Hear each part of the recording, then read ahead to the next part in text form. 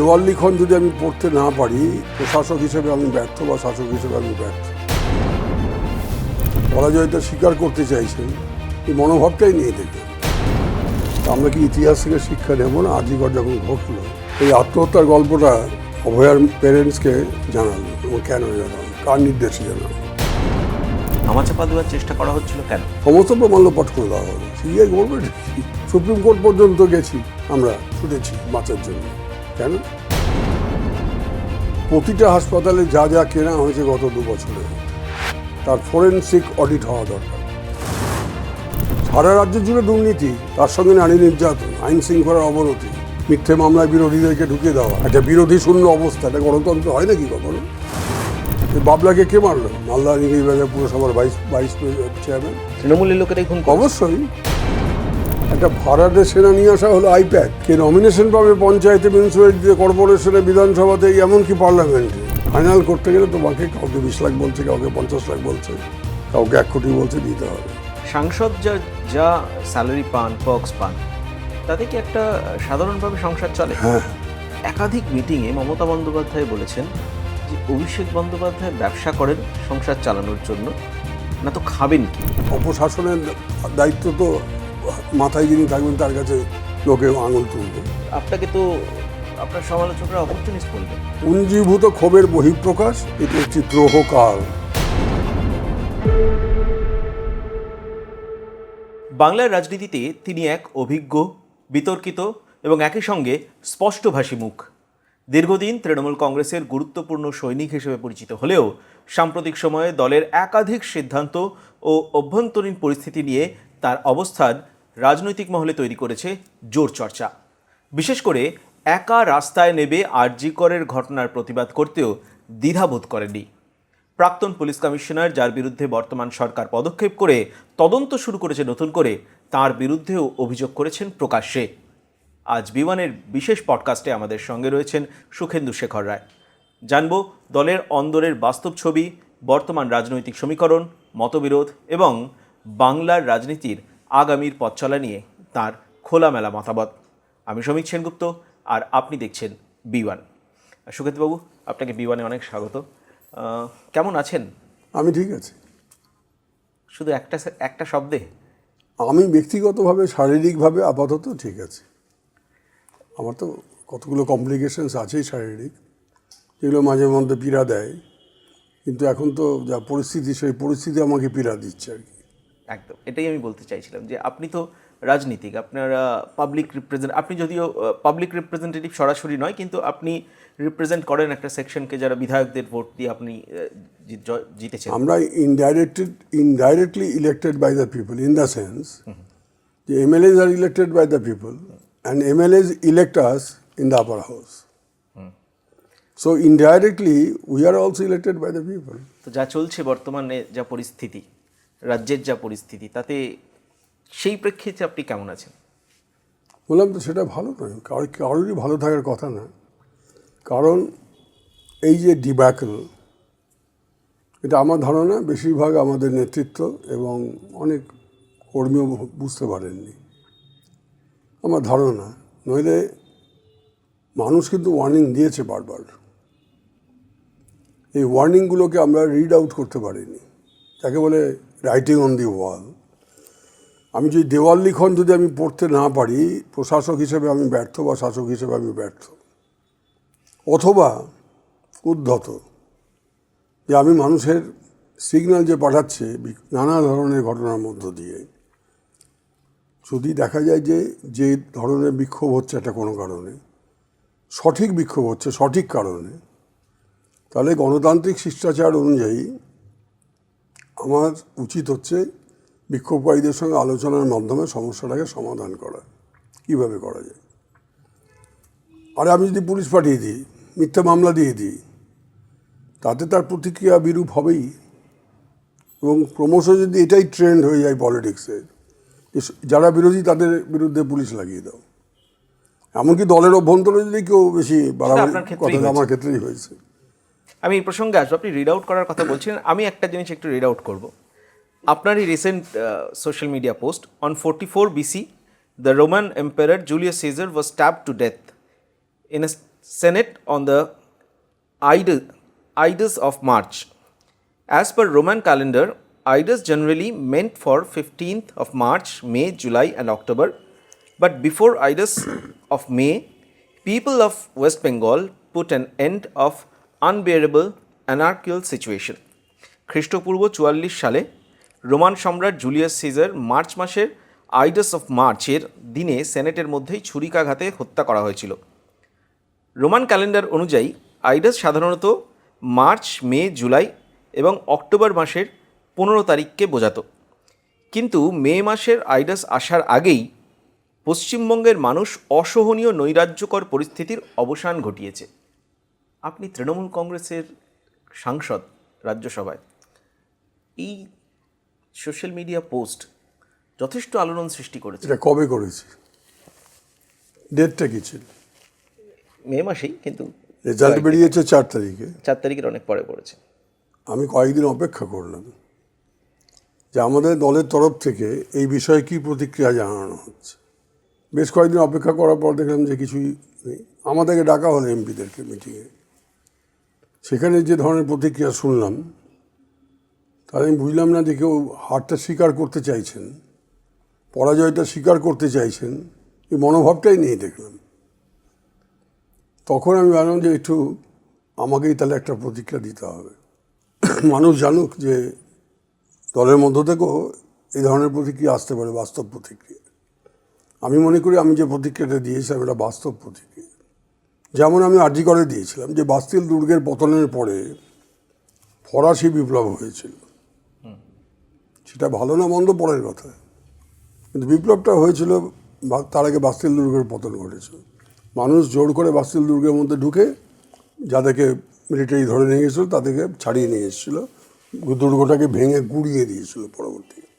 That was the indication. এবং যার জন্য পরবর্তীকালে ফ্রেঞ্চ রেভলিউশন হলো যখন, সব জায়গার মানুষ, বাস্তিল তো একটা পার্টিকুলার জায়গা, সারা ফ্রান্সে বিপ্লব হলো। তারপরে তো একটা স্ফুলিঙ্গ থেকে একটা এমন বিপ্লব ঘটলো যে পৃথিবীর ইতিহাসে ফরাসি বিপ্লব আজও পড়ানো হয়। তা আমরা কি ইতিহাস থেকে শিক্ষা নেব না? আরজিকর যখন ঘটলো, আমি 59 বছর রাজনীতিতে আছি, সামনের বছর আমার 60 বছর পূর্ণ হবে। আমি আমার রাজনৈতিক জীবনে কখনো ভারতবর্ষের কোনো রাজ্যে, পশ্চিমবাংলা ছেড়ে দিন, কোনো রাজ্যে এই গণবিস্ফোরণ, জনবিস্ফোরণ আমি দেখিনি। ওরা সবাই ভুল, আমি শুধু ঠিক। শুধু পশ্চিমবাংলায় সীমাবদ্ধ ছিল না সেই বিস্ফোরণ, সারা ভারতবর্ষে সমস্ত ডাক্তাররা রাস্তায় শুয়ে আছে সারা রাত ধরে, তার সঙ্গে জনগণ। পৃথিবীর বিভিন্ন দেশে যেখানে প্রবাসী ভারতীয়রা আছে তারা পর্যন্ত উইকেন্ডে যে যেমনভাবে পাচ্ছে বিক্ষোভ দেখাচ্ছে। বিচার চাই, দুটো শব্দ, বিচার চাই। এটা কোনো রাজনৈতিক আন্দোলন ছিল না, একটা জঘন্য কাণ্ডের প্রেক্ষিতে মানুষের একটা সামাজিক আন্দোলন। এটা তখন কি বোঝা যায়নি যে মানুষ অনাস্থা প্রকাশ করছে? শুধু কি ওই একটা ঘটনার জন্য করছে? এটা আমি বলেছিলাম পুঞ্জীভূত ক্ষোভের বহিঃপ্রকাশ, এবং আর একটা শব্দ বলেছিলাম এটা একটি দ্রোহকাল। যখন জনমত নির্বিশেষে রাজনৈতিক, অরাজনৈতিক, যে কোনো মানুষ, যে কোনো মহিলা, যে কোনো পুরুষ, যে কোনো পেশার মানুষ, যারা জীবনে মিছিল করেননি, মায়েরা পর্যন্ত বাচ্চা কোলে করে নিয়ে রাস্তায় গিয়ে রাত জাগছেন, এই অভূতপূর্ব নজির ভারতবর্ষের ইতিহাসেও নেই, কোথাও নেই। সুতরাং এই যে একটা ব্যতিক্রমী বহিঃপ্রকাশ ঘটছে মানুষের, এটা একটা পুঞ্জীভূত ক্ষোভের বহিঃপ্রকাশ না হলে এটা এরকম একটা সর্বজনীন চেহারা নেয় না। আহ্বায়ক কে ছিল এই আন্দোলনের? কোনো পার্টি ছিল না, বরঞ্চ বলেছে কোনো রাজনৈতিক দলের নেতাকে আমি যেন না আসে আমাদের এখানে, আমরা দেখতে চাই না। আমি তাদের সেই মতামতকে, সব কিছুকে সম্মান জানিয়ে আমি আলাদাভাবে ধর্নায় বসেছিলাম নেতাজি মূর্তির নিচে। আমার পাড়ার প্রতিবেশী কিছু আমার শুভাকাঙ্ক্ষী 100-150 লোক নিয়ে আমি নেতাজি মূর্তির নিচে একটা সিম্বলিক প্রোটেস্ট, আমিও সামিল হয়েছিলাম ওদের সঙ্গে। এটা একটা অপরাধ? Is it a criminal offence? না, আমি যে তুমি বললে প্রথমে ইন্ট্রোডাকশনে, আমার একটা টুইট ছিল তখনও যে পুলিশ কমিশনার এবং superintendent of the hospital they must undergo custodial interrogation, ওদেরকে গ্রেপ্তার করে জেরা করতে হবে। কেউ বলেনি, ভারতবর্ষে 800টা এমপি রাজ্যসভা লোকসভা মিলে কেউ বলেনি, আমি বলেছি। এবং তারপরে আপনার কাছে পুলিশের নোটিশ এলো?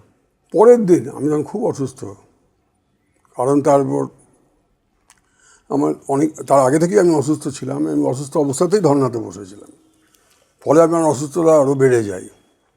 পরের দিন আমি শুয়ে আছি বিছানায়, তো হোয়াটসঅ্যাপে মেসেজ আসলো একটা, দেখি লালবাজার সাইবার সেল, যে আপনাকে এতটার সময়, এই 12টা না 12:30টার সময় লালবাজারে দেখা করুন সাইবার সেলের ওসির সাথে। আমি কোনো জবাব দিলাম না। কিছুক্ষণ বাদে যখন আমি জবাব দিলাম না, একটা ফোন আসলো ওসির, এবং নিয়ম হচ্ছে প্রোটোকল অনুযায়ী সরকারি অফিসারদেরকে এমপিদেরকে স্যার বলেও সম্বোধন করতে হয়, এটা প্রোটোকল। সুগন্ধবাবু শুনুন, আপনি যদি ওই টুইটার হ্যান্ডেল থেকে, ওইটা এক্স হ্যান্ডেল থেকে টুইটটা না মুছে দেন, আপনার এগেনস্টে স্ট্রিনজেন্ট অ্যাকশন নেওয়া হবে, হুমকি একটা। লালবাজারে বলছে? লালবাজারে ওসি একটা বলছে একটা শাসক দলের এমপিকে, অপরাধ আমি ওই কথাটা বলেছি, টুইট করেছি বলে। তো আমি ওকে একটা ধমক দিয়ে বললাম, আপনার এই কথাকে আমি কোনো গ্রাহ্যই করছি না। তার আগে একটা জোরে ধমক দিয়ে ফোনটা আমি কেটে দিলাম। রেকর্ড করা আছে, আজও রেকর্ড করা আছে কী বলেছিল, আমি সবটা বলতে চাই না, আর আমি কি বলেছিলাম। এরপরে আবার একটা নোটিশ আসলো বেলা 4:50 যে আপনি 5:30 এসে দেখা করুন, in connection with case number such and such, ইত্যাদি ইত্যাদি। এবার এটা কেস রেজিস্টার করা হলো। আচ্ছা, মিনহোয়াইল এই ইন বিটুইন 12টা এবং এই 4টের মধ্যে আমি দিল্লির এইমসে যে চিকিৎসা করিয়েছি তার প্রেসক্রিপশন, এসএসকেএম হসপিটাল কলকাতাতে আমি 2জন হেড অফ দি ডিপার্টমেন্ট আমাকে দেখেছেন, তাদের প্রেসক্রিপশন, এগুলো পাঠিয়ে বললাম যে আমি সামনের সপ্তাহে যদি একটু সুস্থ বোধ করি আমি যাব। আমি একবারও বলিনি যাব না। তারপরে ওই নোটিশ আসলো 4:50 এসে বলছে 5:30টায় আসুন। কোনো মানুষের পক্ষে ফিজিক্যালি যাওয়া সম্ভব না। আমি যেতামও না, যে সময়ও থাকতো আমি যেতাম, যাবোই না বলে দিয়েছি, এই সপ্তাহে যেতে পারবো না, গেলে সামনের সপ্তাহে যদি সুস্থ বোধ করি আমি যাবো। তখন বুঝলাম যে আর এদের সঙ্গে কথা বলে লাভ নেই, আমি পাল্টা মেসেজ পাঠালাম। আর কেস যে নাম্বারটা দিয়েছে আর ডেটটা, কেসটা রেজিস্টার্ড হয়েছে যে ডেটে, সেটা আমার টুইটের আগেকার। মানে অন্য আরও অনেকে টুইট করেছে, হয়তো কেন করেছেন, তাদের কেসের সঙ্গে আমাকে জুড়ে দিল। এবার সেই সময় বিভিন্ন সোশ্যাল মিডিয়া ইনফ্লুয়েন্সার করেছে, ওদেরকে ডাকছিল যখন, ওদের কোনো একটা কেসে আমাকে ঢুকিয়ে দিয়েছে। মানে রাম জন্মের আগে রামায়ণ তৈরি হয়ে গেছে, আর সেই রামায়ণটা আমাকে পড়তে বলা হচ্ছে। আমি উত্তরে লিখলাম, ওটা কেস নিয়ে কিচ্ছু বললাম না, যে আমি তোমাকে রিপিট করছি যে আমি অসুস্থ, আমি আমার মেডিকেল টেস্টিমোনিয়ালস পাঠিয়েছি, দেখা যাচ্ছে যে তোমরা সেটাকে কনসিডার করনি, এবং হেলথ গ্রাউন্ডেও আমাকে একটা রিজনেবল অপরচুনিটি তুমি আমাকে দিচ্ছ না। এইটুকু বলে আমি থেমে গেলাম, because as a lawyer I know how to deal with them. তখন আমি ঠিক করে ফেলেছি আমি হাইকোর্ট যাব।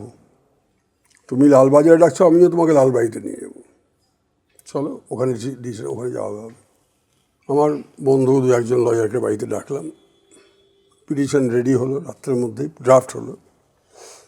পরের দিন কোর্টে মেনশন করা হলো যে আমরা এই ব্যাপারে একটা পিটিশন হবে। কোর্ট অনুমতি দিল, যা প্রক্রিয়া আছে সব সেরে টেরে 2 দিন বাদে ওটা ফাইল হলে, টাইম পড়লো বিকেল 2টোর সময়, যেদিন ডেট মনে নেই, শুনানি হবে। গভর্নমেন্ট প্লিডার 1টা থেকে এসে বসা যায়, লাঞ্চ রিসেস হচ্ছে 1টা থেকে 2টো, 1 ঘন্টা। আর আমার বড়দা ক্রিমিনাল সাইডে প্র্যাকটিস করেন গত 60 বছর। তো আমি মেয়েকে বললাম, তুই হাইকোর্টে যাক, আমার পিটিশনটা আমি সই করতে হবে, আমি তো যেতে পারবো না, তুমি গিয়ে সই করে এসো আমার হয়ে। তো ওকে বুঝিয়ে দিলাম, গেল, ও আমার পিটিশন সই করে, ও ব্যাপারটা দেখাচ্ছিল না কোর্টে, ও গেছে। আমার বড়দা আছেন, আর আমার যারা কলিগ, যারা অফিসিয়ালি আমার হয়ে অ্যাপিয়ার করছেন, advocate on record and others, তারা রয়েছে। তো এই লাঞ্চ রিসেসের সময় গভর্নমেন্ট প্লিডার আমার দাদাকে বলছেন যে একটু ভাইকে বোঝান না, যদি ওই টুইটটা ইরেজ করে দেয় তাহলে আমরাও কেসটা উইথড্র করে নেব। দাদা আমাকে ফোন করেছে বারান্দায় এসে, কী করবি? তো আমি বললাম তোমাকে আমি 2 মিনিটের মধ্যে 3 মিনিটের মধ্যে জানাচ্ছি। আমি একটু ভাবলাম, ভেবে দেখলাম যে আমার টুইটটা 33 লাখ লোক দেখে ফেলেছে। ফলে যে বার্তাটা দেওয়ার ছিল মানুষের কাছে, সেই বার্তাটা আমি দিয়ে ফেলেছি এবং মানুষ সেটা পড়েও নিয়েছে। ওখানে আমার একটা টেকনিক্যাল আমার ভুল ছিল। আমি লিখেছিলাম যে কে বা কারা এই আত্মহত্যার গল্পটা অভয়ার প্যারেন্টসকে জানালো এবং কেন জানালো, কার নির্দেশে জানালো। 2 নম্বর হচ্ছে যে প্লেস অফ অকারেন্সে অতগুলো লোককে ঢুকতে দেওয়া হলো কেন, সিল করা হলো না কেন? এটা তো ঝোপঝাড় জঙ্গলে হয়নি, একটা বিল্ডিংয়ের একটা ঘরের মধ্যে হয়েছে, যে ঘরেই হোক। সেমিনার হলেই হয়েছে কি আমার সন্দেহ আছে। যাকে আরেকটাই বললাম যে স্নিফার ডগ 3 দিন বাদে আসলো কেন, ওইখানে আমি ভুল করে ফেলেছি। প্রথম দিনে ওরা স্নিফার ডগ যে পাঠিয়েছিল সেটা আমি দেখিনি, মানে আমার আউট অফ মাই মাইন্ড, এটা আমি মিস করেছি। তো কী হতো, তার জন্য আমার ফাঁসি হতো নাকি? আমি কোর্টে দাঁড়িয়ে বলতাম যেদিন পরবর্তী ডেট পড়তো, ইটস অ্যান হিউম্যান এরার। প্রথম দিন যে স্নিফার ডগ পাঠিয়েছে আমি দেখিনি, কিন্তু তাতে আমার এই মেরিটটা নষ্ট হচ্ছে না। আমার টুইটের মেরিটটা ওই জন্য নষ্ট হচ্ছে কেন, আমি আরও যে কথাগুলো বলেছি আমি লিখেছি, there are hundreds of questions.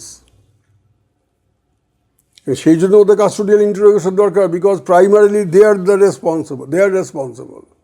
As superintendent you are responsible for the crime occurred in a government hospital in the city of Kolkata, which is the capital of the state. আর পুলিশ কমিশনার কেন, তোমার police কী করছো? ওখানে police ফাঁড়ি আছে।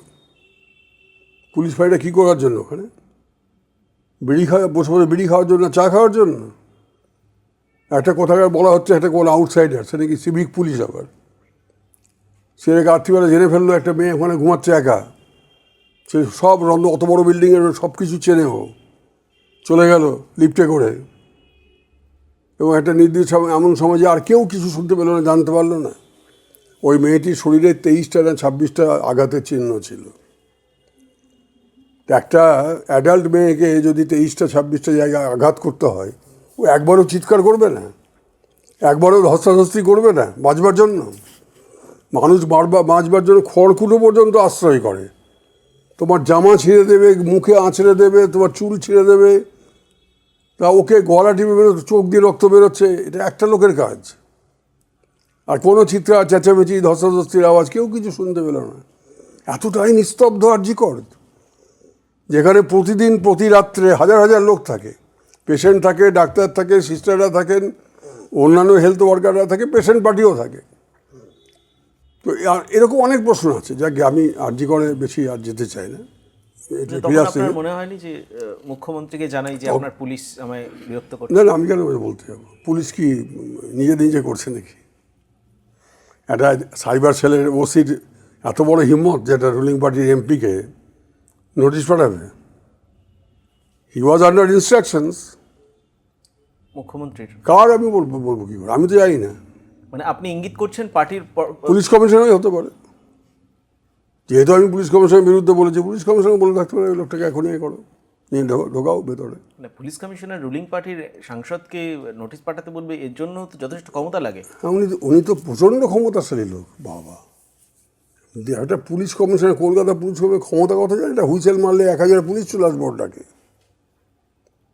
যাকে ওটা ছেড়ে দাও, তার জন্য আমার কাজ হয়ে গেছে। এখন যদি ওরা কমে, আমি তো দাদাকে ফোন করে বললাম যে ঠিক আছে আমি রাজি, কিন্তু this should form part of the order that a proposal for compromise came from the government pleader and the petitioner has responded to that compromise formula. এইটুকু অন্তত অর্ডারের মধ্যে যদি থাকে, এবং সেটা ওকে বলতে হবে গভর্নমেন্ট প্রিডারকে কোর্টের কাছে, এবং আমার যে অ্যাডভোকেট অন রেকর্ড সেও বলবে যে ইয়েস অল রাইট। সেটাই হলো, ম্যাটার এন্ডেড দেয়ার। তা আমি দেখলাম যে আমার তো কাজ হয়ে যায়, আর আমি শাসক দলের এমপি কতদিন আর লড়াই করবো দলের ভেতরে থেকে? আমি যদি দল ছেড়ে চলে যাই তখন যাই হোক। তারপর মিটমাট হলো এবং আস্তে আস্তে আমাকে কিছুদিন কর্নার করে রাখা হলো। তারপর মাঝে মধ্যে একটু বলতে দেওয়ার সুযোগ দেওয়া হলো পার্লামেন্টে, বললাম। ইতিমধ্যে নির্বাচন, 2024 সালের এপ্রিল মে মাসে লোকসভা নির্বাচন হলো। আমরা 29টা আসন পেলাম, বিজেপির আসন কমে গেল। মাথা ঘুরে গেল আমাদের। আমরা অপ্রতিরোধ্য।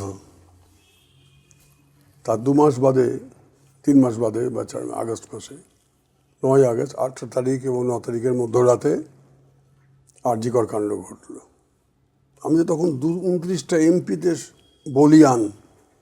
কিসের আন্দোলন? কি না, এটাকে ধামাচাপা দাও কোনো মতেই জানো। সমস্ত প্রমাণ লোপাট করে দেওয়া হলো। সিবিআই করবে এটা কি? একটা লোককে খাড়া করেছে ওরা, যেমন পুলিশ ধরে এনে ওটাকে সিবিআই স্ট্যাম্প মেরে দিল, কোনো এনকোয়ারি করেনি। ধামাচাপা দেওয়ার চেষ্টা করা হচ্ছিল কেন? যে না, কিছুই ঘটেনি। ওই একটা লোককে যা করে তাকে আমরা ধরে নিয়েছি, তার আমরা ওর ফাঁসি চাই। কাউকে কি বাঁচানোর চেষ্টা করা হচ্ছিল? অবশ্যই একটা চক্র কাজ করছে। এবং আমি তো বলি শুধু আরজিকর না, বাংলার প্রত্যেকটা হাসপাতালে আমার মনে হয় যে গত 2 বছরে কারা কি সাপ্লাই করেছে, ওষুধ, স্যালাইন, ইঞ্জেকশন ইত্যাদি ইত্যাদি এবং অন্যান্য সামগ্রী একটা হাসপাতাল চালাবার জন্য, প্রতিটা হাসপাতালে যা যা কেনা হয়েছে গত 2 বছরে, তার ফরেনসিক অডিট হওয়া দরকার। তাহলে বুঝতে পারবে এটা শুধু আরজিকরে সীমাবদ্ধ ছিল না। কিন্তু মন্ত্রী তো মমতা বন্দ্যোপাধ্যায়। তারপর কে মন্ত্রী ছিল সেটা ফ্যাক্টর না। ফ্যাক্টরটা হচ্ছে যে একটা চক্র কাজ করছে সারা রাজ্য জুড়ে। সেক্ষেত্রে তো মানে মুখ্যমন্ত্রী দুর্নীতিটা না, শুনুন, যে কোনো অপশাসনের দায়িত্ব তো মাথায় যিনি থাকবেন তার কাছে লোকে আঙুল তুলবে, কিন্তু এটা তো একজনও করছে না। চক্র চালাতে তো অনেক লোক লাগছে। এবং বলে না, পাওয়ার করাপস অ্যান্ড অ্যাবসলিউট পাওয়ার করাপস অ্যাবসলিউটলি।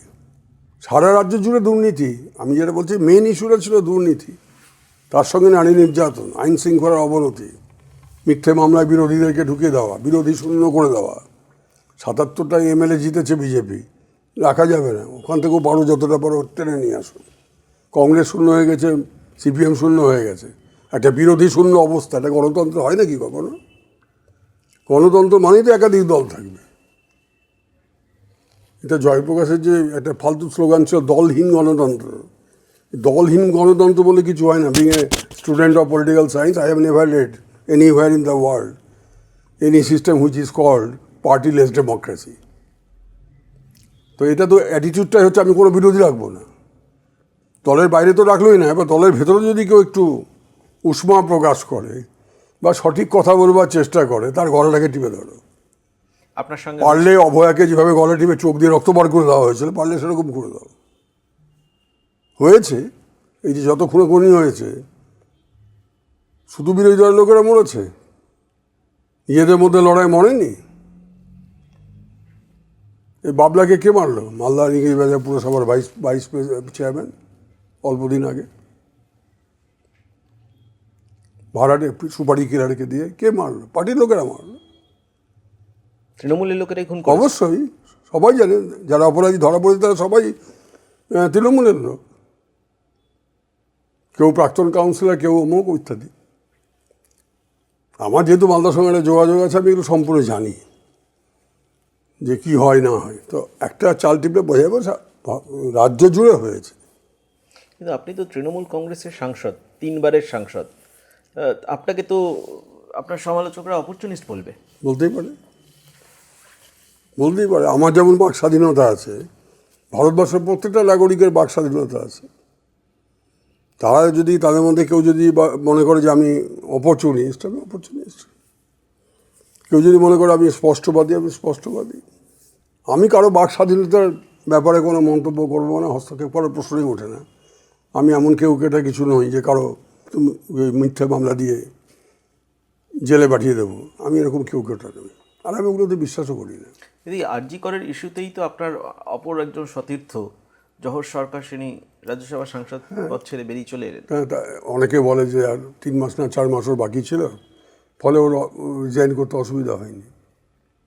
কিন্তু আমি যেদিন ধর্ণা দিয়েছিলাম, তিনি সেদিন কিন্তু ধর্ণা দেননি। আমি তাকে ছোট করছি না। উনি ওনার মতো বিবেচনা করে যা পদক্ষেপ নেওয়া উচিত উনি নিয়েছেন। বহু মানুষ তাকে স্বাগত জানিয়েছে, সাধুবাদ জানিয়েছে, সমর্থন করেছে।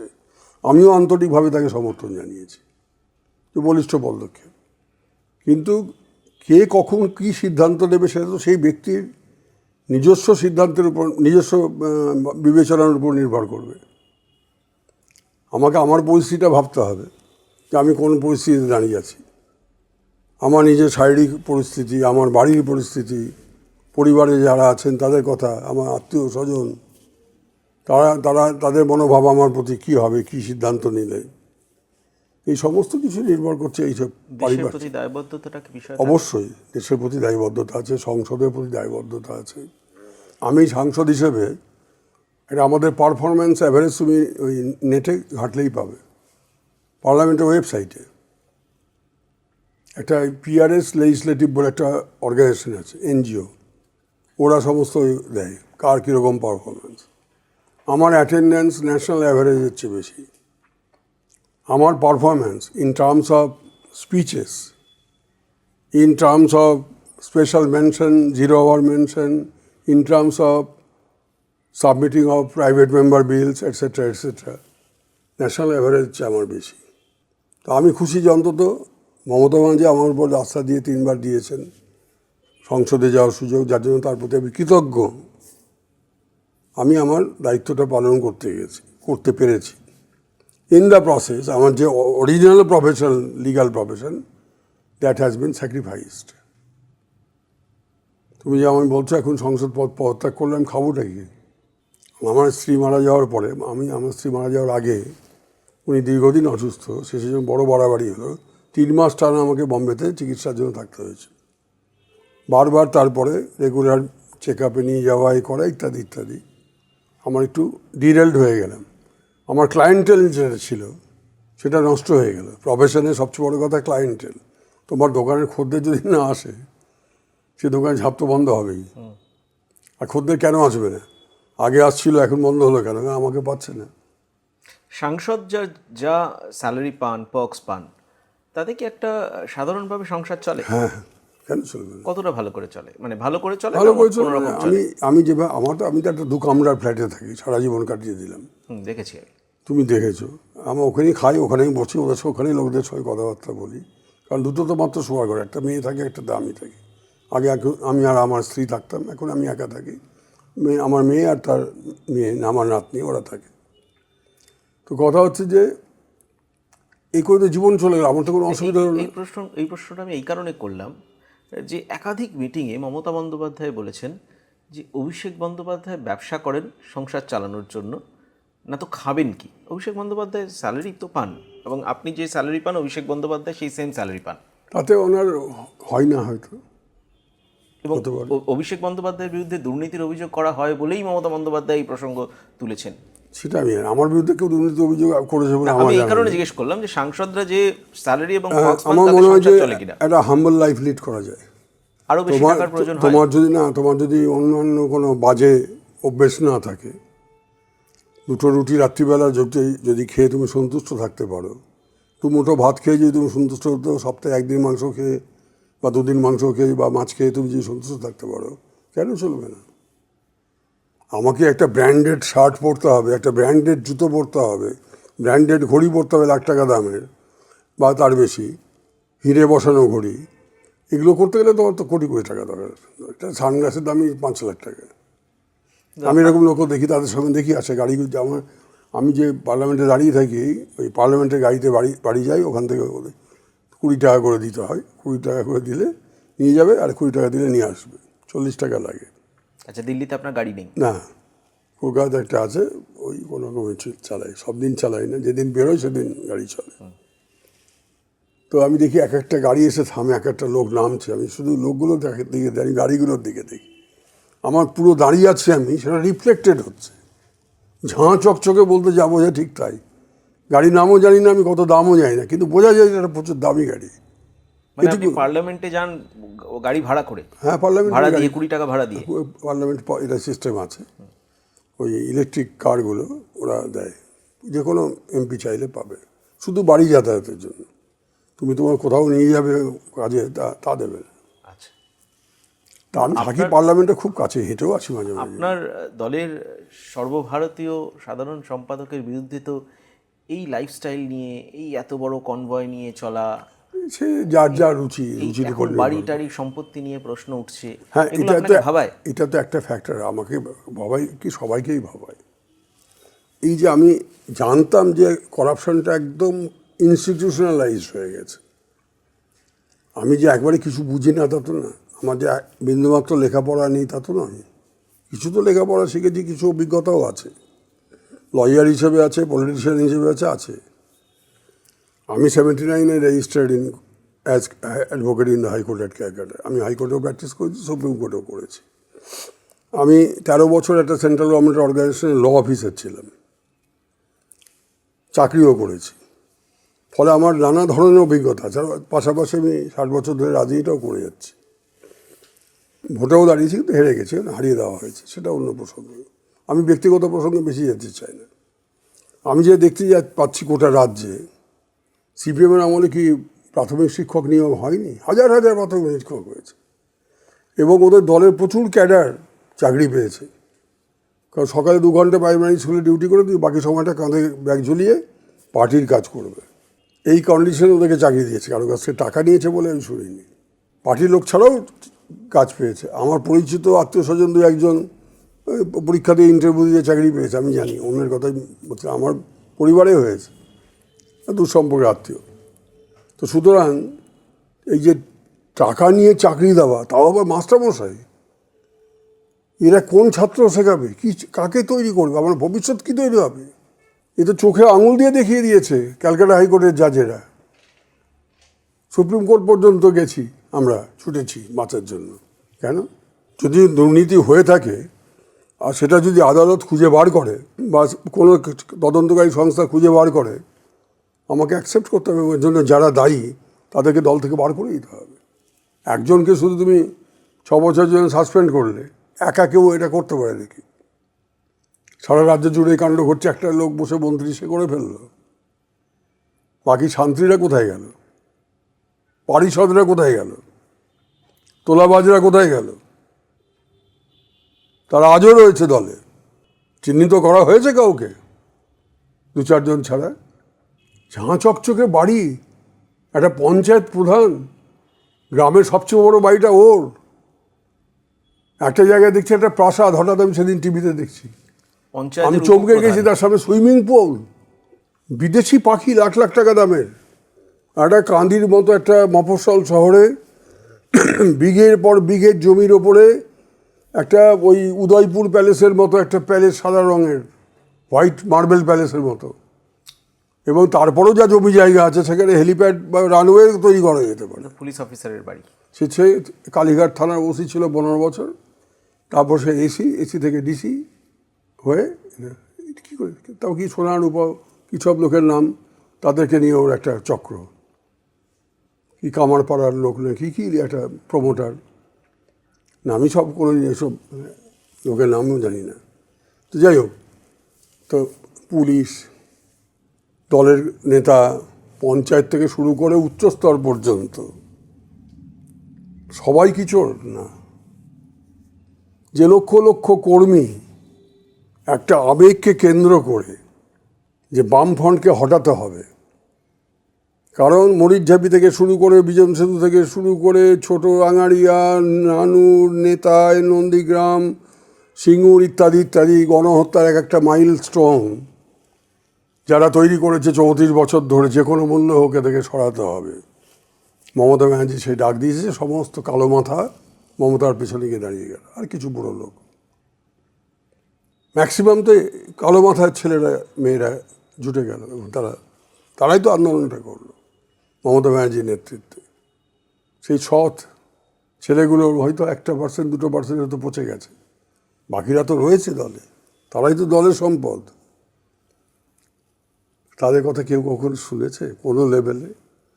একটা ভাড়াটে সেনা নিয়ে আসা হলো আইপ্যাক, ওরা তো টাকা কামাতে এসছে, ওটা মার্কেটিং অর্গানাইজেশন, ওরা তো ব্যবসা করে। এখন আমি আঙুল তুলছি আইপ্যাকের দিকে। আমি যদি অ্যালাউ না করতাম, ওদের সঙ্গে নাকি 800 কোটি টাকা চুক্তি হয়েছিল প্রথমবার যখন হয়েছিল, পরে কত হয়েছে জানি না, প্রথমবারের অঙ্কটা কাগজে দেখেছিলাম, আমি সত্য মিথ্যা জানি না।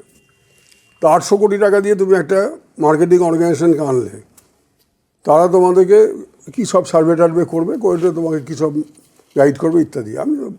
আমরা তো ট্র্যাডিশনাল পলিটিশিয়ান, আমরা এগুলো নিউ টেকনোলজি ফিওলজি এগুলো বুঝিও না খুব একটা। হতে পারে ভালো, তারপর দেখছি ওরের সাবাস, দাদা প্রত্যেকটা জায়গায় আছে। আমাকে গোয়া পাঠানো হয়েছিল নির্বাচনের সময় একটা কাজের জন্য, মানে বিজেপির 3টে MLA আমাদের দলে যোগ দেবে, তাদের সঙ্গে মিটিং করে ব্যাপারটাকে ফাইনালাইজ করতে হবে। কিন্তু একটা অন্য কারণে ব্যাপারটা ঘটলো না। সেখানে দেখি সব কিছুর পেছনে আইপ্যাক রয়েছে। এখানে কে নমিনেশন পাবে পঞ্চায়েতে, মিউনিসিপ্যালিটিতে, কর্পোরেশনে, বিধানসভাতে, এমনকি পার্লামেন্টে, তারও রেকমেন্ডেশন 2-3টে করে নাম আইপ্যাকের কাছ থেকে। আর এই 3জনকেই বলা হচ্ছে যে 3জনের নাম পাঠানো হয়েছে, তোমার নামটা কিন্তু লিস্টে দিয়েছি, এখনও ফাইনাল হয়নি। ফাইনাল করতে গেলে তোমাকে কাউকে 20 লাখ বলছে, কাউকে 50 লাখ বলছে, কাউকে 1 কোটি বলছে, দিতে হবে। এইভাবেও অনেক টাকা ওরা রোজগার করেছে, যা খবর পাচ্ছি বিভিন্ন জায়গাতে, আগেও পেয়েছি। কেউ জানতো না এগুলো, কারো নজরে আসেনি। তুমি বলতে পারো আপনি তো জানতেন, আপনি তো বলেননি, কোথায় বলবেন? তুমি বলবে দলের মিটিংয়ে বলবেন। দলের মিটিং হতো মাঝে মাঝে, অনেকগুলো কমিটিতে আমিও ছিলাম এক সময়, এখন কোনোটাতে নেই। কিন্তু বলতে সুবিধা হচ্ছে এখন আমার, যে মিটিংয়ে কিছু নির্দেশিকা দেওয়া হতো। এই যে আমরা আলোচনা করছি, তুমি আমাকে প্রশ্ন করছো, মানে আমার সঙ্গে তোমার একটা মত বিনিময় হচ্ছে, আলোচনা হলেই তবে একটা রাস্তা বেরোয়। কিছু যদি কোথাও ভুল ত্রুটি হচ্ছে আমাদের নিজেদের শুধরানোর জন্য একটা আত্মসমীক্ষা দরকার, এবং আত্মসমীক্ষা করে সেই পথগুলোকে শোধরানো। সবসময় এই যে প্রসেসের মধ্য দিয়ে যে কোনো সংগঠনকে যেতে হয়, পলিটিক্যাল সংগঠন তো বটেই, একটা বাণিজ্যিক সংস্থা যদি দেখে যে বাজারে আমার সেলটা পড়ে গেল একটু, অথবা এখন আমার এই প্রোডাক্টটা ভালো চলছে, আর কি কি নতুন প্রোডাক্ট আনা যায়, বা এই বাণিজ্য আমার ব্যবসাটাকে আরও উন্নত করা যায় কী করে, তার জন্য তো কন্টিনিউয়াসলি একটা প্রসেসের মধ্যে সেই সংস্থাকে থাকতে হয়। তো পৃথিবীর বুকে যত সংস্থা আছে তার এটাই নিয়ম, দলের অভ্যন্তরে বা সংস্থার অভ্যন্তরে একটা আলাপ আলোচনার মধ্য দিয়ে একটা উন্নততর পথে এগিয়ে যাওয়া। অনিল বিশ্বাসকে একবার জিজ্ঞেস করেছিলেন, প্রশ্ন করেছিলেন এরা সাংবাদিকরা, আপনাদের ভবিষ্যৎ লক্ষ্য কী? অনিল বিশ্বাস বলেছিলেন উন্নততর বামফ্রন্ট। অসাধারণ কথা এবং সঠিক কথা। দলকে সবসময় উন্নততর করতে হবে। কারণ মানুষ আজকে আমাকে ক্ষমতায় এনেছে, কালকে যদি দেখে যে আমার পদস্খলন হয়েছে, আমাকে সরিয়ে দেবে।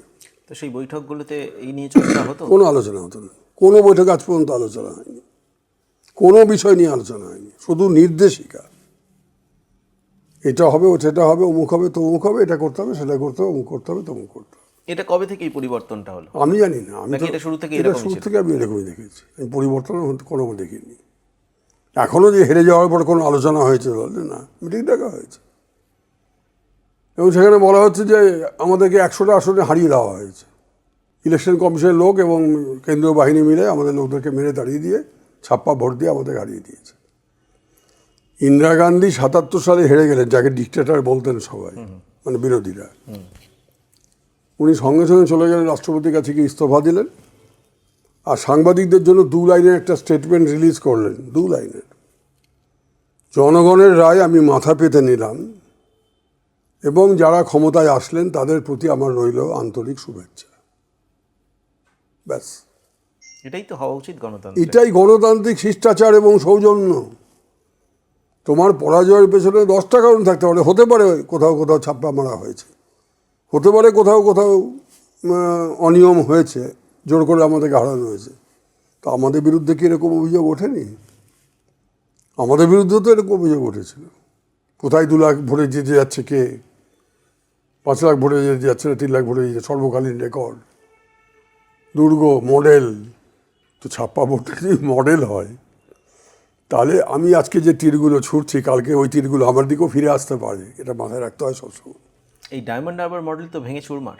কোনো মডেলই নেই, কোনো কালেই ছিল না। আমি জোর করে বলি তো সে আলাদা কথা, যাকে। তো কথা হচ্ছে যে মানুষ ঠিক সময় বুঝিয়ে দেয়, আর মানুষকে যারা গ্রাহ্য করে না, মানুষ তাদেরকে একদিন অগ্রাহ্য করবেই করবে। যে আমাদের ভুল হয়ে গেছে। 2011 সালে 34 বছর বামফ্রন্টকে সহ্য করার পর মানুষ বলে এবার তোমরা যাও, মমতাকে আমরা আনবো, তৃণমূলকে আনবো, কী হবে না হবে বুঝে নেবো, তোমরা যাও। ঠিক একই এবার 15 বছর বাদে আমাদেরকে বলে তোমরা যাও, কোন কোন বিষয়গুলো কাজ বিজেপি করলে আসলে কী হবে না হবে বুঝে নেবো, তোমরা যাও। 1952 সালে পশ্চিমবঙ্গ বিধানসভায় আসন সংখ্যা ছিল 262। ডক্টর শ্যামাপ্রসাদ মুখার্জি প্রতিষ্ঠিত জনসংঘ আগের বছর তৈরি হয়েছে 51 সালে। তারা আসন পেল মাত্র 9টা, আর হিন্দু মহাসভা পেল মাত্র 4টে। দুটো দল মিলে যদি ধরা, যদিও দুটো আলাদা দল, আমি এক করেই দেখি 13টা। কংগ্রেস পেল 150টা, বামপন্থীরা তখন সিপিএম ছিল না, সিপিআই আরএসপি তমুক হলে ওদের 12-13টা বাম দল ছিল, আলাদা লড়েছে তারা। সব মেলায় যদি 56টা ওরা পেল।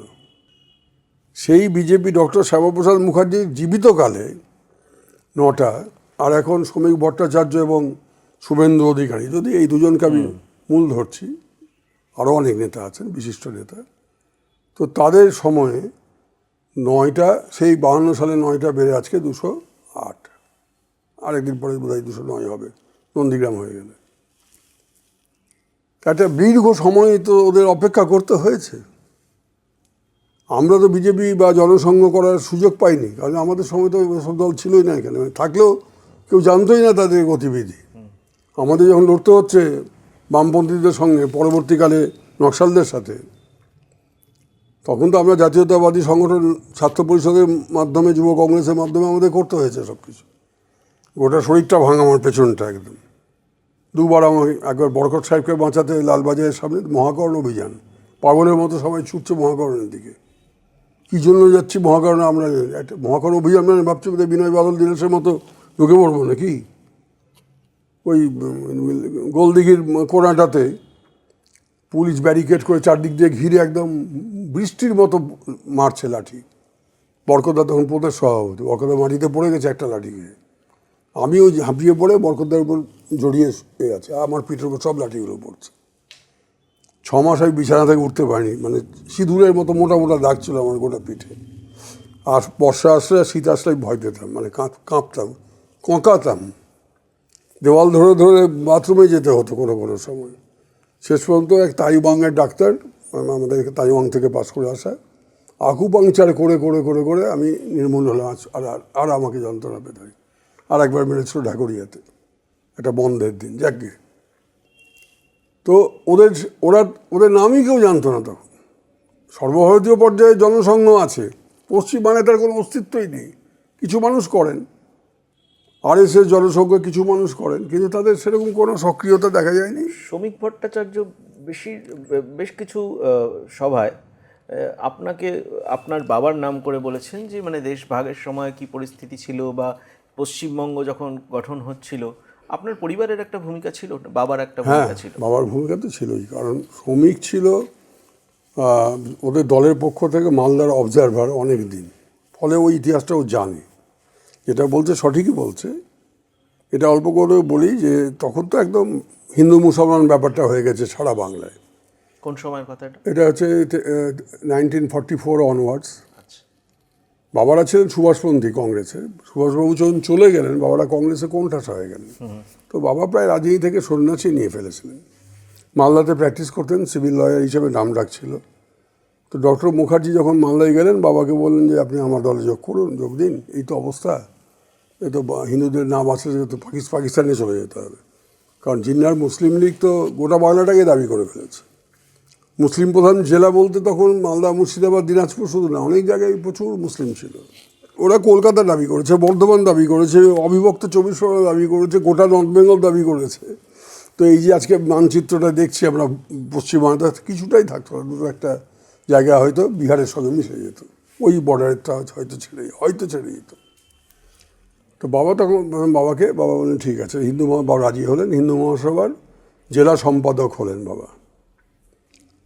আর বাবা যেহেতু কংগ্রেসে ছিলেন দীর্ঘদিন, কংগ্রেসের এমএলএদের সঙ্গে বাবার খুব যথেষ্ট জানাশোনা ছিল, খাতির ছিল।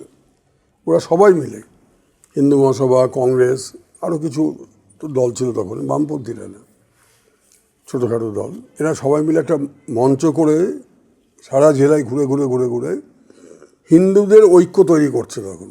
কারণ মুসলমানরা তো ঐক্যবদ্ধ যে আমরা নতুন দেশ পাবো, ওরা তো আনন্দে লাফাচ্ছে যে মুসলমানদের জন্য পাকিস্তান, এটাই তো দাবি ছিল জিন্নার।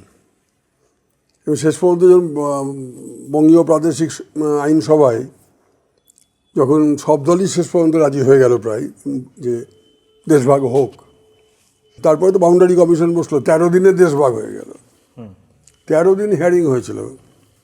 সেই সময় আমার বাবা আর ওই তখনকার দিনে জমিদারদের একটা প্রভাব ছিল সমাজে, তো ওই জমিদারদেরও সংগঠিত করা হয়েছিল যাতে তারাও একটা মেজর রোল প্লে করে সামনে আসে। তারা এসেছিলেন অনেকেই সামনে, আমার দাদুও জমিদার ছিলেন, উনিও এসেছিলেন, আরও অনেকে। এই কৃষ্ণেন্দু নারায়ণ চৌধুরীর পূর্বপুরুষ আশুতোষ চৌধুরী বড় জমিদার। আচ্ছা, তো মালদা শহরের বুকে সবচেয়ে বড় বাড়িটা ওদের। এখন হয়তো মাল্টি স্ট্রিট বিল্ডিং আজকাল হয়েছে, আমি পুরো বাড়ি বলতে বলছি। তো ওরাও এসছে। তো এটা সব মিলে হিন্দুদের মধ্যে একটা ভালো ঐক্য, মানে শুধু এখানে বিপদে পড়ে গেছি। তো সবাই ভাবছে যে কোনো সময় আমরা পাকিস্তানে, আমাদের পূর্ব পাকিস্তানে চলে যেতে হবে যদি হয়। তখন কলকাতায় এসে ডক্টর মুখার্জির সঙ্গে বাবা দেখা করলেন, কয়েকজন ওরা সবাই মিলে এসে 4-5 জন। তো ডক্টর মুখার্জি বললেন, দেখুন একটা ভুল হয়ে গেছে, আমরা হিন্দু মহাসভা থেকে দক্ষিণবঙ্গের জন্য অলরেডি মেমোরান্ডাম দাখিল করা হয়ে গেছে। ব্যারিস্টার এন.সি. চ্যাটার্জি, মানে সৌমেন চ্যাটার্জি বাবা, উনি অ্যাপিয়ারও করছেন। তো আপনি মালদা ইত্যাদি, দিনাজপুর ইত্যাদির জন্য আপনারা একটা কোনো ফ্যান্টম অর্গানাইজেশন তৈরি করে নিন, করে একটা মেমোরান্ডাম দিয়ে দিন যে আপনি অ্যাপিয়ার করুন। আমি মিস্টার চ্যাটার্জিকে আমি বলে দিচ্ছি যে দরকার পড়লে উনিও আপনার পাশে দাঁড়াবে। তো তখন একটা নিউ বেঙ্গল অ্যাসোসিয়েশন নাম দিয়ে একটা সংগঠন তৈরি হলো, পেপারে, মানে বাস্তবে কিছু নেই পেপারে। মেমোরান্ডামটা বাবা তৈরি করেছিলেন, কিন্তু একে রিফর্ম করেছিলেন মেমোরান্ডামটাকে। উনি বাবা গেলেন শান্তিনিকেতনে, আচার্য বিদুশেখর শাস্ত্রী মালদার লোক, উনি বাবাকে নিয়ে আবার কলকাতায় আসলেন স্যার যদুনাথ সরকার ঐতিহাসিকের কাছে। এইবার মেমোরান্ডামটাকে তার হিস্টোরিক্যাল ব্যাকগ্রাউন্ড এবং সোশ্যাল জিওগ্রাফিক্যাল ইত্যাদি ইনপুট যেগুলো আরও বেশি দিয়ে একটা অসাধারণ মেমোরান্ডাম তৈরি হয়। যদিও আমি ন্যাশনাল আর্কাইভে খোঁজ করেছি, পাইনি। র্যাটক্লিফের অ্যাওয়ার্ডটা আছে, বাকি রেকর্ডস কিছুই নেই। তো বাবা 2 দিন সুযোগ পেয়েছিলেন অ্যাপিয়ার করে, আমার কাছে আছে সেটা, তোমাকে দেখাতে পারি ফোনের মধ্যে। জুলাই মাসের সম্ভবত 18 বা 17 জুলাই 1947, সেদিন উনি প্রথম হিয়ারিংয়ে ঢুকেছিলেন। আর তার পরের দিন 2 দিনে ওই একদিন 8 ঘন্টা, একদিন 45 মিনিট মতো বলবার সুযোগ পেয়েছিলেন। এরপর তো অ্যাওয়ার্ড হলো। সেই অ্যাওয়ার্ডে মালদা, মুর্শিদাবাদ, দিনাজপুর এসব নাম নেই, আরও অনেক জায়গার কোনো ঘোষণাই নেই। আমরা পূর্ব পাকিস্তানে না হিন্দুস্তানে, no announcement, nothing has been said. সারা দেশ উৎসব হচ্ছে, স্বাধীনতার আনন্দে মাতোয়ারা। আর মালদার লোক, দিনাজপুরের লোক রাত বিনীত রাত কাটাচ্ছে ভয়ে। অনেকে তো পরে ব্যাংকে লাইন পড়ছে, বিশাল টাকা পয়সা যা আছে তুলে নিয়ে মালপত্র নিয়ে পালিয়ে যাচ্ছে অন্য জায়গায়, ওই কলকাতার দিকে চলে আসছে বা অন্য দূরে দূরবর্তী, যাতে পূর্ব পাকিস্তানে না যেতে হয়। যেগুলো বেঁচে গেছে, যে জায়গাগুলো মানে ইন্ডিয়াতে রয়ে গেছে, সেই জায়গায় চলে যায়। অনেকে পালিয়ে যাচ্ছে। আমার বাড়ি তো টার্গেট। দাদু ওই বন্দুকধারী 4টে সিপাহী পাঠিয়েছিলেন, আর বাবা নিজে মুঙ্গের থেকে 4টে সিপাহী ভাড়া করেছিলেন বন্দুকধারী, যে কোনো সময় বাড়িতে অ্যাটাক হতে পারে। এবার আমার বাড়ি এবং রামকৃষ্ণ মিশন গায়ে গায়ে একদম। তো আমার বাড়ির রেকর্ড, ওই নেতাজির বক্তৃতা বার্লিন থেকে বা কোথাও থেকে উনি বলতেন, রাতবেলা লুকিয়ে লুকিয়ে বাবারা কয়েকজন শুনতেন।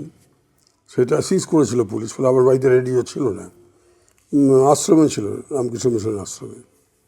তো রাত্রি 17 আগস্ট রাত্রি 9:30 নাগাদ স্বামীজি ছুটতে ছুটতে আমাদের পেছনের দরজাকে যায়, যেটাকে খিড়কি দরজা বলা হয়, খিড়কি দরজা, ওখান থেকে চিৎকার করছেন, শিবেনবাবু, শিবেনবাবু, শিগগির আসুন, শিগগির আসুন। তো বাবা হয়েছে ওদের অ্যাটাক হয়ে গেছে রামকৃষ্ণ মিশন। ওই সব বন্দুকধারী সেপাই টেপাইগুলোকে নিয়ে ছুটে এসছেন। আগে বন্দুক ফেলুন, বন্দুক ফেলুন বলে বাবাকে জড়িয়ে ধরে কাঁদছেন, আনন্দাশ্রু। আমরা ভারতে, মানে বলতে গিয়ে আমার গায়ে কাটা দিচ্ছে যে যদি উল্টোটা হতো, ওই রাত্রি 9টার অল ইন্ডিয়া রেডিওতে বলেছে যে মালদার 15টা থানা এলাকা ছিল তখন, তার মধ্যে এই 5টি থানা এলাকা গেল পূর্ব পাকিস্তানে, 10টি থানা এলাকা ইনক্লুডিং হেডকোয়ার্টার ইংরেজ বাজার ইন্ডিয়াতে রয়ে গেল। তা আমাদের বাড়ি ইংলিশ বাজার হেডকোয়ার্টার, একদম স্বামীজি রামকৃষ্ণ মিশনদায়, যাই হোক। তো সেইটা শ্রমিক একদিন রাজ্যসভাতে আমার প্রেজেন্সে হঠাৎ বলে ফেলল। তাই না বাবা, ও জানলো কি? তখন আমার মনে বললো আচ্ছা ও তো যেত মালদাতে খুব। পরকে ধরলাম, বলে হ্যাঁ আমি প্রধানমন্ত্রীকে বলেছি, প্রধানমন্ত্রী বলেছেন আমি যখন মালদা যাব তার আগে আমাকে এটা লিখে দাও। তারপর উনি মালদায় এসছেন জানুয়ারি মাসে বক্তৃতা দিতে, ইলেকশনের আগে, বেশ 12ই জানুয়ারি বা 13ই জানুয়ারি প্রধানমন্ত্রী মালদায় এসছেন বক্তৃতা দিতে। তার আগে ব্রিফ করে দিয়েছে, সব পাঠিয়ে দিয়েছে ইনপুটস, আমার দাদার কাছ থেকে নিয়েছে, আমাকে অ্যাপ্রোচ করেনি কিন্তু আমার মেজদার কাছ থেকে নিয়েছে, বাবার ছবি নিয়েছে তার আগে, নিয়ে ওরা একটা বড় অয়েল পয়েন্টিং বানিয়েছে বাবার। সেই মিটিংয়ে 1-1.5 লাখ লোক মিনিমাম, তার সামনে ওই শুভেন্দু ছিল, শ্রমিক, তারপর সুকান্ত বাবু, এরা সবাই, রেলমন্ত্রী অশ্বিনী বাবু ছিলেন, রয়েছিলেন, আমার বাবার সেই তৈলচিত্র প্রধানমন্ত্রী হাতে দিলেন। প্রধানমন্ত্রী বক্তৃতা শুরু করলে আমার বাবাকে সশ্রদ্ধ প্রণাম জানিয়ে, যে যার জন্য আজকে মালদার পরিচয় বেঁচে রয়েছে। এরকম একটা গর্বিত ইতিহাস জড়িয়ে রয়েছে আপনার পরিবারের সঙ্গে। আপনি দীর্ঘদিন মানে 6 দশক রাজনীতি করা, আমি বলবো কীভাবে বুঝতে পারছি না, কারণ যে উচ্চতায় আমাদের আলোচনাটা গেছে সেখান থেকে আবার আস্তে আস্তে আস্তে আস্তে কংগ্রেস, আবার বর্তমান পরিস্থিতি, জল তো নিচের দিকেই গড়ায় না।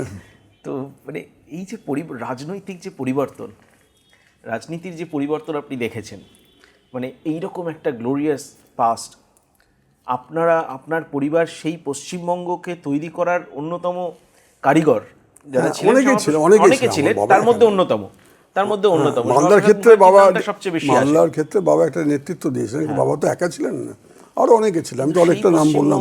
যখন দেখেন যে তুষ্টিকরণের রাজনীতির কবলে চলে যায়, আপনি যে রাজনীতির করছেন আমি মেলাতে পারি না দুটো, আসলে কি যুগ পরিবর্তন হয়ে যায়, ওই যুগের সংস্কৃতিটাও চলে গেছে, ওই মানুষগুলো চলে গেছেন, তার পরবর্তী যুগে যে সংস্কৃতি গড়ে উঠেছে ন্যাচারালি যে মানুষগুলো থাকবে সেই সংস্কৃতির সঙ্গে জড়িয়ে থাকবে।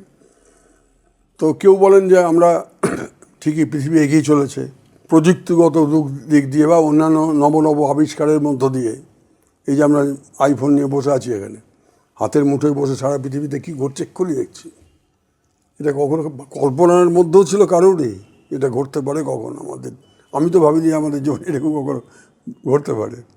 তো যাই হোক, তো যখন যে যুগে যে সংস্কৃতি সেই যুগে মানুষ যেভাবে চলবেন সেভাবে চলবেন, কিন্তু আমার মনে হয় যখন ওগুলো শুনি এবং পড়ি, আমি খুব পড়ি এগুলো পুরোনো ঘটনা, ইতিহাস, যদিও আমার কারিকুলামে ইতিহাস ছিল না, কিন্তু পরবর্তীকালে আমি প্রচুর ইতিহাস পড়ি, প্রত্যেক দিনই প্রায় পড়ি, বিভিন্ন ধরনের ঘটনা, দেশের বিদেশের, রাজ্যের। আঞ্চলিক ইতিহাসটা আমাদের খুব দুর্বল ভারতবর্ষে। এরকম আমি যে ঘটনা বললাম একটা মালদার, এরকম প্রচুর নানা রকম আঞ্চলিক ঘটনা, ছোট ছোট বিদ্রোহ ব্রিটিশ সরকারের বিরুদ্ধে, এগুলো ইতিহাসে জায়গা পায়নি।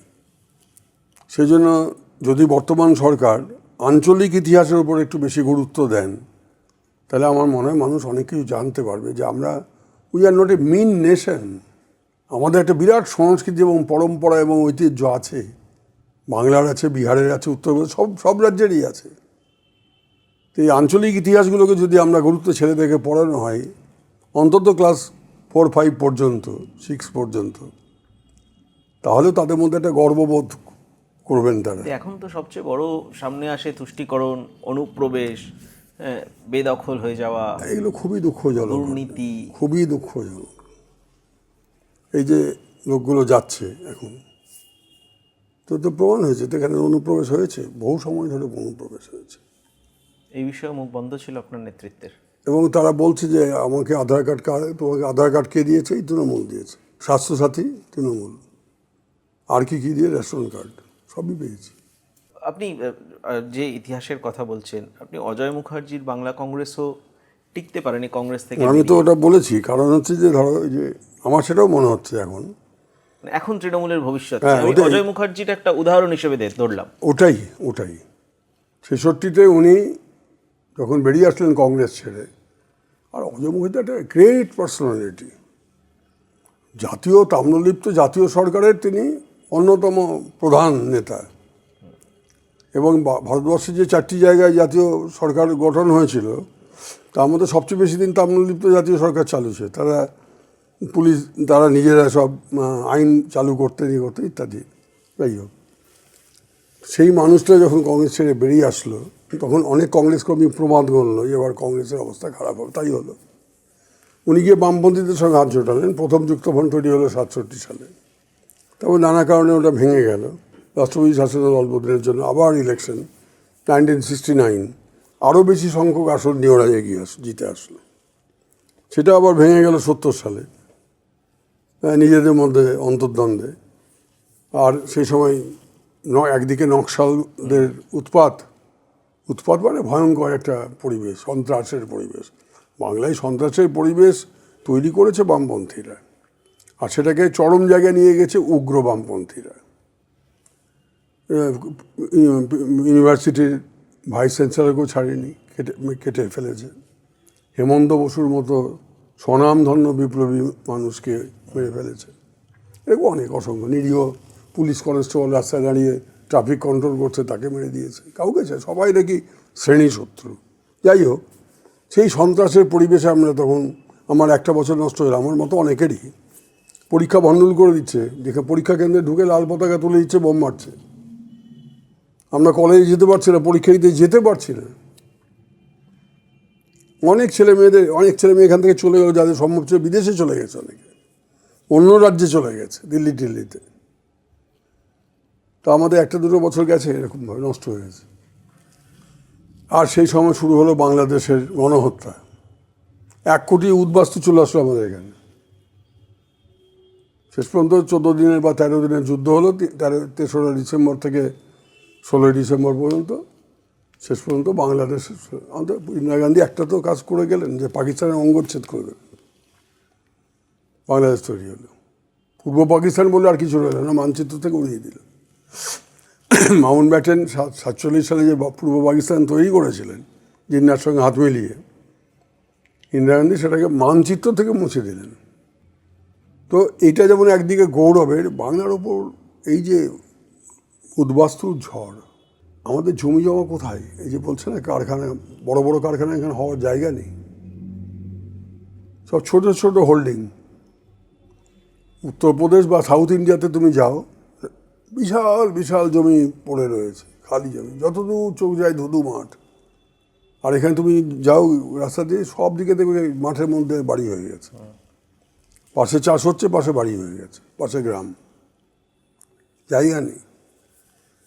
জানি না এখন নতুন সরকার এসে তারা কী করবে। ভবিষ্যৎ কি তৃণমূল কংগ্রেসের? তৃণমূল ভবিষ্যৎ কংগ্রেস, এই অজয় মুখার্জিটা শেষ করলাম না, 66-তে আসলেন ক্ষমতায়, করতে করতে বাংলা কংগ্রেস উনি কংগ্রেসের সঙ্গে মার্চ করে দিলেন 1971 সালে। কারণ অস্তিত্ব ছিল মাত্র 5 বছর, এবং ক্ষমতায় এসেও উনি শাসন চালাতে পারেন, 2বার চিফ মিনিস্টার হয়েছে। সেক্ষেত্রে আমরা অনেক দিন বেঁচেছি, 15 বছর জীবিত ছিলাম শাসন ক্ষমতায়। অনেক সুযোগ দিয়েছে মানুষ আমাদের, যথেষ্ট সুযোগ দিয়েছে। আমরা সেই সুযোগের অপব্যবহার করেছি। আর এই অপব্যবহার করতে গেলে সেই বাস্তিল দুর্গের পতন ছিল আরজিকর, এটা ফরাসি বিপ্লব, এই নির্বাচন।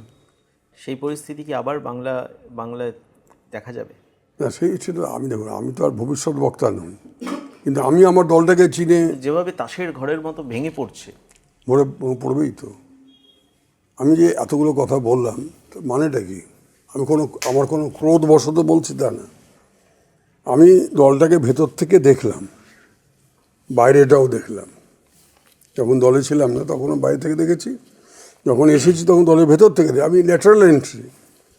তুমি বলো আপনি আগে বলেননি কেন? আমি তো দুটো কারণে আমি সবসময় নিজেকে হেজিটেট করতাম, মুখ খুলবার কথা ভাবতাম না। কারণ আমি ল্যাটারাল এন্ট্রি, আর ওই যে 2009 সালে লোকসভাতে এবং 2011 সালে কংগ্রেস তৃণমূলের যে জোটটা হয়েছিল, যারা এই জোট তৈরি করার পেছনে কাজ করেছিলেন তার মধ্যে একটা ছোট্ট কাঠবিড়ালি ভূমিকা আমিও পালন করেছিলাম। হয়তো সেই কারণে আমাকে এমপি করা হয়েছে। কিন্তু যখন দেখেন যে রাজীব কুমার, বাবুল সুপ্রিয়, কোয়েল মল্লিক এরা রাজ্যসভায় যায়, এদের সঙ্গে একসঙ্গে বসাটা একটু কষ্টকর আমার মতো একটা প্রবীণ রাজনীতির লোকের। কিন্তু তার মানে কি নতুন লোকেরা আসবে না? আসবে, সমাজে বিভিন্ন ক্ষেত্র থেকে ওই আসবে, আসেও। কিন্তু কেন আমাদের পক্ষে সমস্যা কেন? অ্যাডজাস্ট করা অসুবিধা হয় মানসিক দিক দিয়ে। কারণ এরা তো রাজনীতির লোক না, অন্য প্রফেশন থেকে আসছে। আমি তো এতকাল রাজনীতি করে এসেছি, প্রফেশন আমার লয়ার ছিলাম, কিন্তু রাজনীতিটা তো করেছি পাশাপাশি আমি। অনেক ধন্যবাদ, অনেক কথা শুনলাম, জানলাম। তোমাকে ধন্যবাদ যে তুমি আমাকে আমার মন খুলে কথা বলার সুযোগ করে দিলে। Thank you. আশা করব আরও একদিন, মানে আমি যে পর্যায়ে আলোচনাটা চলছিল, আরও একটু বেশি সময় নিয়ে আরও একদিন আপনার সঙ্গে আলোচনা করব কিভাবে বাংলা গঠন হলো এবং পশ্চিমবঙ্গের রাজনীতির ইতিহাস নিয়ে। এখন তো যা পরিস্থিতি চলছে সেটা একদম অন্যরকম পরিস্থিতি এবং অনেকটাই ওই আসলে কি বেশি পুরনো ইতিহাস আলোচনা করে লাভ নেই, কারণ কষ্টটা বাড়বে। এই পডকাস্ট যদি আপনাদের ভালো লাগে তাহলে লাইক করবেন, আপনাদের মতামত কমেন্ট সেকশনে জানাবেন, শেয়ার করতে পারেন এবং চ্যানেলটাকে সাবস্ক্রাইব করবেন।